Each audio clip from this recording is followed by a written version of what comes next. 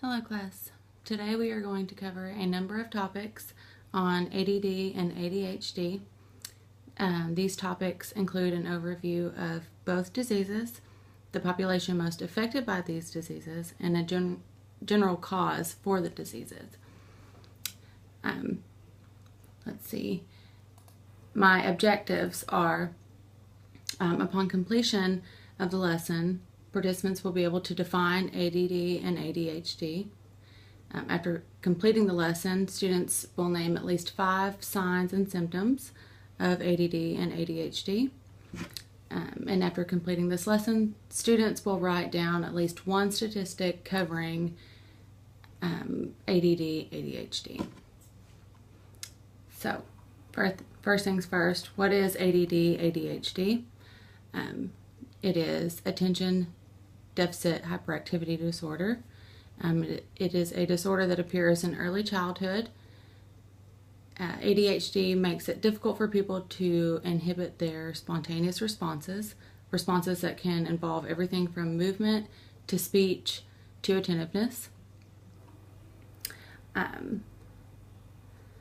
Some signs and symptoms of ADD, ADHD.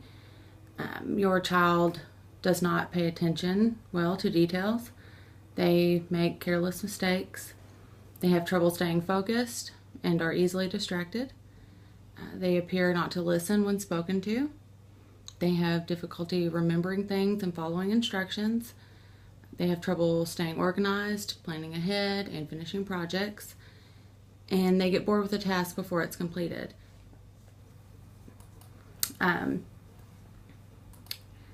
There are many effects that ADD, ADHD has on your child, and those can be anything from difficulty in school, learning, paying attention, to making friends at school or outside of school. Your child may have issues making friends and may feel isolated from his or her peers because they are labeled as the problem child. They may have trouble concentrating in school, which causes them to have low grades. Our first learning activity is going to be a video on ADD, ADHD, and how it affects a child's everyday life in school and at home. And this is when I let the class watch the video. Then once the video is over, I take about 10 or 15 minutes to ask questions and let them give me answers. My questions after the video would be, name 2 ways that your child could be negatively affected by ADD, ADHD. The second one would be, how can you tell the difference between a normal active child and a child with ADD, ADHD? And the third one would be, name 2 possible causes of ADD, ADHD. Let's see, moving on, we have a couple of slides here on statistics of ADD, ADHD, and children that are diagnosed with the disease each year in the United States. Of these slides, we have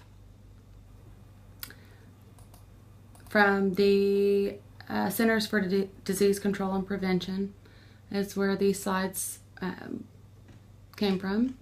And it says here that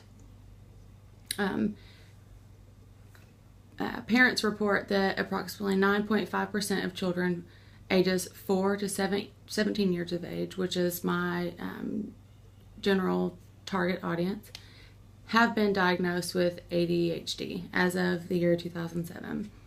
The percentage of children with a parent-reported ADHD diagnosis increased by 22% between 2003 and 2007. The highest rates of parent-reported ADHD diagnosis were noted among children covered by Medicaid and multiracial children. So that gives you a better idea of who exactly is seeking diagnosis and seeking treatment. Let's see here. State-based is another